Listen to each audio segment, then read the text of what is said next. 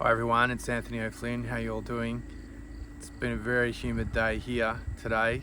Humidity's really getting up there, so hope you're doing good wherever you are. This video is an equinox update. So it's the autumn equinox here in the southern hemisphere in Australia, and in the northern hemisphere obviously it's the spring equinox. So with this we have one of the four cardinal points. 2 equinoxes, 2 solstices make up the 4 cardinal points, which is a very auspicious moment, and particularly the spring equinox in the northern hemisphere, autumn equinox, because it's basically the new year astrologically, and this means that we're moving into 0 degrees Aries. And the equinox actually here in Australia, the exact time is Tuesday the 21st of the 3rd, 7:25 a.m. Queensland time. That is when the exact moment of the equinox. It's an interesting time to move into Aries, a cardinal sign, cardinal fire, and Sri Yukteswar, who was the guru of Paramahamsa Yogananda, actually says that this moment, this first couple of degrees of Aries, is the most powerful astrological moment for the whole year. So it's very powerful. Actually been to his ashram in India on the beach there and visit his samadhi, and samadhi is like what they actually, a term that's, it has more than one meaning, but it's basically the resting place of this saint Sri Yukteswar, who was in this lineage as well, and it was very powerful. Actually, it was a very powerful energy, and it's a long story, but if you read Autobiography of Yogi, he actually appeared to Yogananda after he passed, and some people consider that he actually appeared in physical form, like actually physical form, not an apparition or something like that, but an actual physical form, which is very rare, which gives the magnitude of his spiritual power. And really, if you do read that book, Autobiography of Yogi, which is a beautiful book, and Yogananda was a spiritual titan in the world of yoga, you actually come to appreciate that his guru Yukteswar actually would seem to have a lot more abilities and perhaps deeper realization than Yogananda. So this moment we come to of 0 degrees Aries, this is going to be quite a long update for the equinox because there's a lot to talk about. So I'm going to break this into at least 2 videos. The equinox itself, equi is equal, nox is night, so it's equal night, and it gives this explanation, or it's summed up in the name itself, that it's the equal point between day and night. And here in the southern hemisphere, therefore, we're moving into the time where the days get shorter and the nights get longer as we move towards the winter solstice. So this is one of the 4 cardinal points. It's an important moment, and again I repeat, it's on Tuesday 21st of March, 7:25 a.m. Queensland time. So this will give us basically in this month of March the first glimpse of Aquarius moving into Pluto. I will speak in detail more about this in the next video, but there's been a lot of hype about this. I've been speaking about this some years ago. If you go and look back at my presentations from Paradigm Shift Summit on the YouTube channel there, you can see I've been speaking about this for years. And actually, as far as the moments moving into March, I don't really expect anything major at all to happen. It's just another one of these things of pseudo-spirituality, of people not really understanding the transits and not really understanding the meaning of what's occurring, as it plays out in real time, not in fantasy time. So, but it will obviously be very meaningful, but it's a long transit for about 20 years. But there's more to it, but I'll speak about this in the next video. So really what I want to talk about in this video, of course, is the economic situation around the world. What's unfolding now, I've been expecting for over 20 years. It's been really a process of every single lever has been used to kick the can down the road as far as possible. And now the road has ended. This is the end game where we're at now. However, having said that, this end game will play out over years. I mean, it is unescapable that the US will be the catalyst point for much of the economic fallout and the turmoil from this. However, most of the commentators do expect the euro to fail before the US dollar. If you look at the astrological implications of this, the US has a Pluto return in their chart in the second house, finances. So it's looking pretty grim for the US dollar.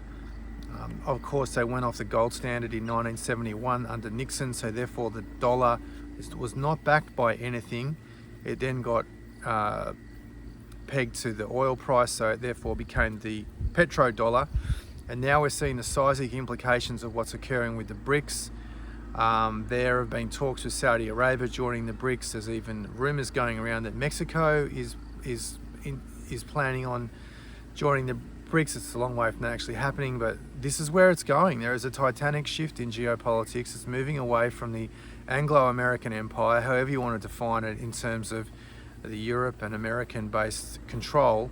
And this unilateral world is now changing. It's changing radically, and the scariest part of this, it will actually be the Americans' response to the decay of their empire, the end of their empire, which remains to be seen yet, but there's always a very big chance now of war, because it will offset the economic fallout of what's occurring with the de-dollarization and the fact that they can't pay out back their debt mathematically, and basically they're moving away from using the US dollar as a Federal Reserve, which has massive implications. And because we're in this time of the quickening, in this ongoing paradigm shift, this will mean that these events will happen relatively quicker. I mean, we saw it like empires such as the Roman Empire, the Ottoman Empire, some of these big empires, they can take a very long time to actually decline in terms of their real power, their real influence around the world. Even, you know, the saying that the English Empire, the sun never sets on the English Empire. It was so big at one point. But things are happening faster and faster, and because we're in this accelerated time, and because of the various astrological configurations, it means that this will play out relatively quickly.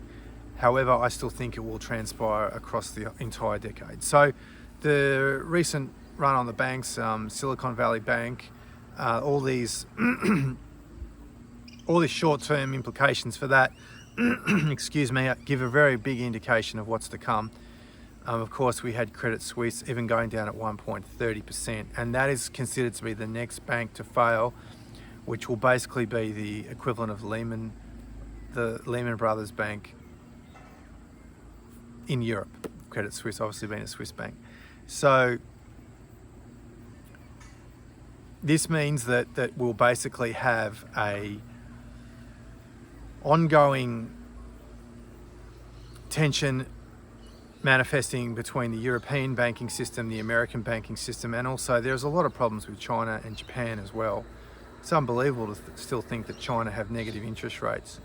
So we can see from the actions of what's happening in the US with the banking crisis that predictably, at least in my view, the FDIC insurance we use to bail out the bank, so the depositors' banks' deposits of the account holders will be guaranteed, which is what I thought would happen and what I think will continue to happen.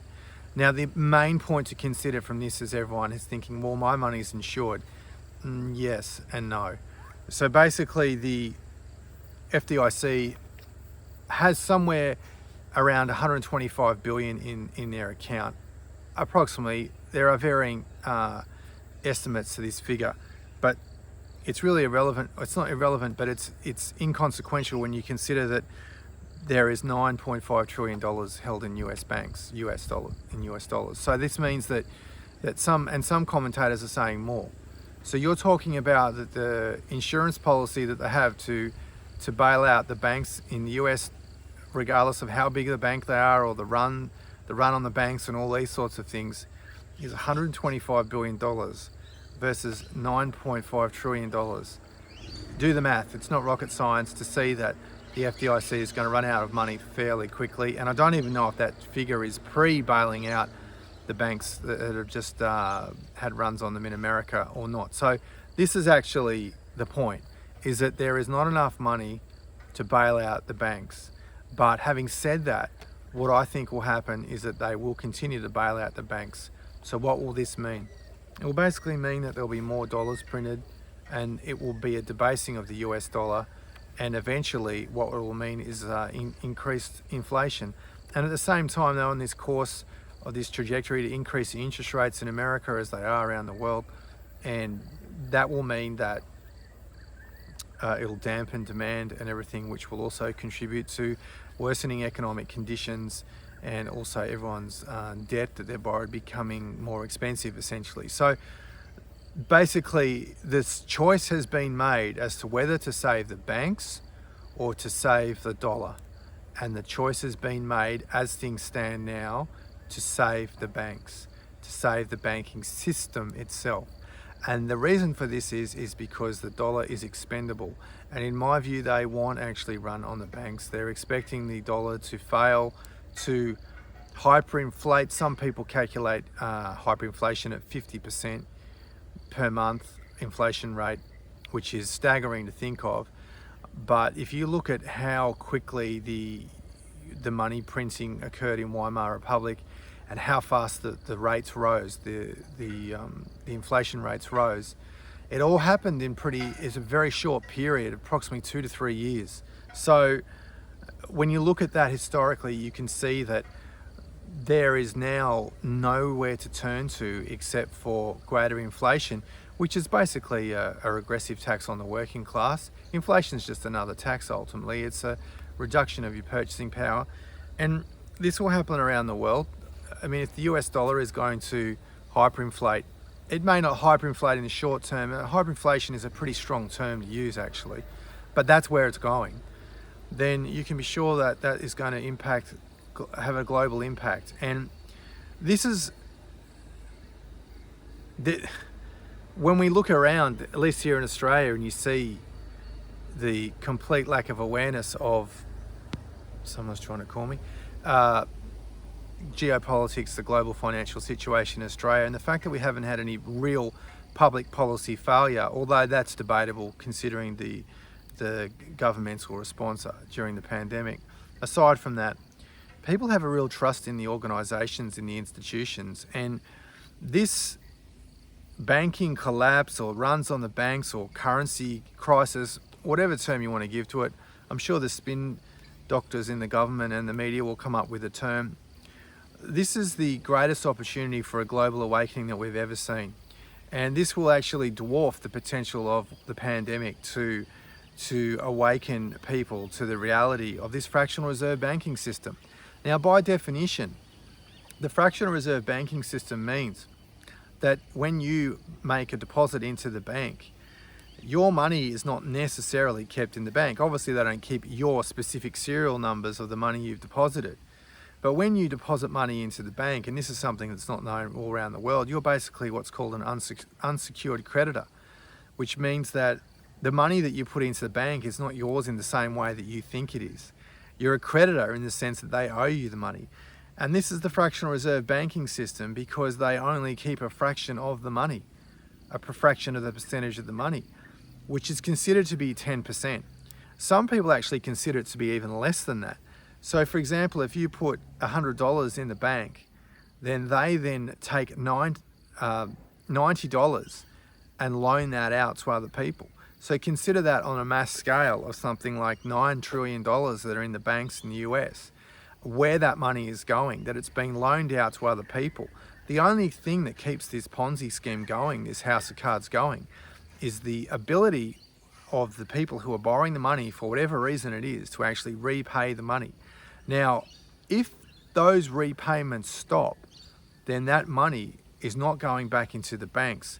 Then those deposits, basically, they're not there. And this is why a run on the banks is the biggest nightmare or biggest fear of any bank manager, because it means that the banks don't have the cash to cover the withdrawals. And that's why this crisis, and you're going to hear this term a lot, is going to be referred to as a liquidity crisis, because the banks don't have the money, and they don't have the money, and if people stop paying back the money they've borrowed and all the other investments and so on, then they don't have your money.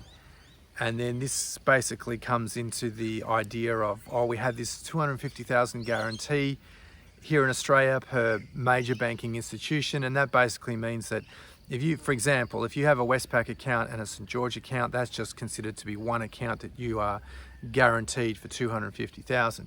But what they don't tell you is the actual pool of money that is there to cover that entire banking guarantee, that deposit guarantee in Australia. Again, it's not enough. So where this is going and how it's going to unfold, no one actually knows.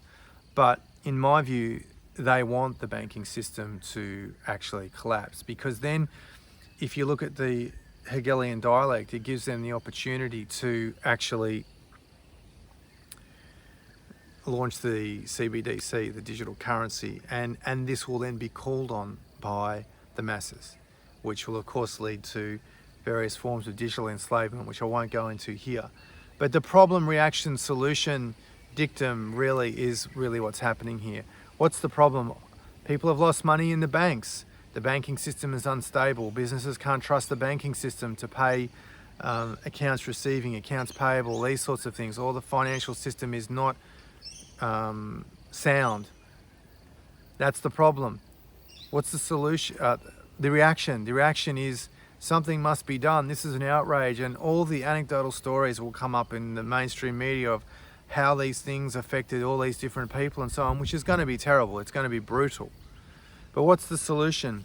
The solution, which will gently be guided into, is the digital currency, central bank digital currency, which will be the next installment of the fractional reserve banking system, but this time it will be completely digital, which has a whole series of a nefarious agenda. And that's something that you'll hear a lot more about this going forward. I won't go into that now, but this is why I feel that the run on the banks, collapsing of these institutions, the lack of trust in the institutions, all these things is actually part of the plan. It's a part of the plan to implement this, because it paves the way for the solution. It paves the way because the problem will be so in your face. So I really think that this will be unfolding in the next, across this decade, and however it shows up. I think we'll be lucky here in Australia that we're going to have about 6 months of like a window, like a 6-month lag before things hit here really quickly. Although the big 4 banks in Australia are said to be some of the safest banks in the world. Let's see about that. CBA has just made a record 5.15 billion in first half profits. So these banks are actually making more money than ever. 5.15 billion, it's a staggering profit. And so this banking system is very profitable, and of course with the rise in interest rates, which is, again, that's another piece of the puzzle. I mean, where was inflation? Was inflation ever at 0.1%? I don't think so. So why have we had interest rates going down to 0.1% in Australia? At the very best, it's completely irresponsible. Having said that, no one forced people to borrow these huge amounts of money, and now the net has been cast and all these people are in debt. They are going to be underwater on their mortgage. Their house is going to be worth less than what they paid for it. It's baked in the cake, and it's a part of the systemic abuse of the fractional reserve banking system, of the banks, of the entire financial system around the world. It's part and parcel. But having said that, the greatest opportunity for this awakening, global awakening, is going to be with this decline or this crisis in the banking system, because we saw through the pandemic, people in Australia really, their values aren't really based around real freedom. They like the government telling them what to do. They like the TV telling them what to do. And they're not based around human rights, around civil liberties, around individual autonomy, bodily autonomy. None of these sorts of things are actually really important to the majority, the collective here in Australia. But the one thing that people all revere is money. And so when you take this away from people, then there is going to be a huge uproar. And it will be another domino, because the pandemic saw decline of trust in the government, decline in the media. Some of the ratings for the news and current affairs shows, it's actually unbelievable. Even these shows like The Project, their ratings have not completely halved, but close to halving approximately in just 1 year. So there's an all-time high distrust of the mainstream media. And of course, the medical fraternity, their trust in the medical fraternity has declined. The government, of course, with a number of issues in regard to that. But now the next domino will be the actual banking system itself.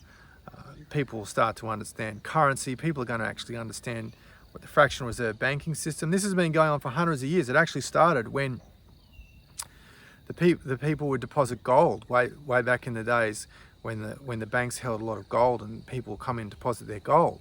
And they realized that so many people were not ever actually withdrawing the gold, they just left it in the bank. So then they started to take that gold out that people had deposited and then loan it out to other people and give it out in loans. And then these people are paying back with interest the gold or the money, and therefore the profits started to accumulate through using other people's capital for their own financial benefit. So when you're an unsecured creditor and you're getting like less than 2% on your money in the bank, what sort of a risk is that if you do not have a guarantee that the government will pay that $250,000 up to $250,000 max? So I'm not suggesting the government won't. I'm just saying that there is a risk there that most people are not aware of. And it's only in these times where we see the unfolding events in this Silicon Valley Bank in America, which is the 16th biggest bank in America. It's not a small bank. That there is this unperceived risk in terms of having the money in the bank, which raises a whole other issues, isn't it? As far as to withdraw capital, which is creating a whole other different set of problems. So I'm not suggesting that the banks in Australia are unreliable, or there'll be a run on the banks here in Australia, or that the government won't pay this $250,000 guarantee, any of these things. I'm just saying that these sorts of issues people here in Australia are very unaware of. And when you talk to people around the world who had this happen to them, where they just couldn't get their money back in various countries, Latin America, places like that, it's a real wake-up call. And this is not to spread fear or anything like this, or create stress in people, but to become aware of some of these institutions. And this is coming back to why this Capricorn degree in Pluto, the last degree, it accumulates and it intensifies, that we'll see this in the second half of this year, of to see what the final challenge to the institutions will be, which is part of the Capricorn sphere of influence as Pluto and Capricorn before it moves into Aquarius to stay there in 2024. So there's a lot to take in with this sort of information. Of course, a lot of the money therefore goes into gold, safe haven of gold during this crisis. So in the last 30 days, it's gone up 3.3% US dollars. And if you look at a 10-year chart, gold is up 87%. And a lot of people have no idea, think it's some sort of relic or something. That's 87% across 10 years. Silver's also riding on the trail of gold, moving upwards. It's now at 32.57. That's Australian dollars. But the GSR, the gold silver ratio, is still at 88. So you don't need to be some kind of... None of this is financial advice, by the way. No, I'm not giving any financial advice. I'm just making observations of what's happening in the markets and so on. But the gold silver ratio is now at 88. Now historically the gold silver ratio was at 10 to 1, that is 10 ounces of silver to 1 ounce of gold, and it comes out of the ground, according to some commentators, at about 15 to 1. 15 ounces of silver to 1 ounce of gold. So at 88 to 1, what does that tell you about how completely disconnected that gold silver ratio is from the reality of how it's mined? And having said that, also, it takes apparently about 7 years for a a silver mine to come online. So if there is a lag between the supply of silver, real physical silver, and the running out of the vaults of mints and places around the world, then there will be a considerable amount of time before there is any silver available because of that time lag. So that's really what's happening there. It's a lot to take in with this financial system. It will be one of the biggest themes of this decade. But the thing to understand is that this financial system, it must fail anyway to give birth to the new paradigm in the sense that we have a more equitable, ethical financial system, and that we have a completely different way of managing goods and services, the exchange of goods and services, and a means and a method that's equitable and fair for all, and one that is not prone to abuses of power, and one where some of these corporations are not basically enslaving their customers for 20, 30 years with different loans and so on. So we really are at a time where the next domino as far as the awakening will play out. I think it'll be a little bit slower here in Australia. There's a lot got to happen first before people in Australia start to really look into the true safety of their money in banks and so on. But in America, they are going to have a very difficult time because of this, and also the debt, and people start to question all the other policies and so on that money's been spent on, the proxy war with Ukraine that's been funded by US taxpayer money, and all these other things. While there's homelessness, people are going to food banks, people are defaulting on their home loans, the car loans. I mean, it is going to be extremely challenging times. There's no way you can avoid it. If you want to bury your head in the sand and you just want the love and light pill, or you just think you'll be clever and ignore all this, then this fire is going to be going to all different sectors of the economy. It's not just going to be limited in the banking sector or the construction industry or something like this, consumer spending or something like this. It is going to affect all of us. It needs to, because it is going to be the single biggest thing at the lower levels of the awakening that I see that's going to bring this issue of the banking system front and center. And although it looks to me as it's the catalyst for the introduction of the central bank digital currencies, to me it looks like that it will be the biggest mistake they've made yet. And they've made many tactical errors in introducing the various globalist policies and so on.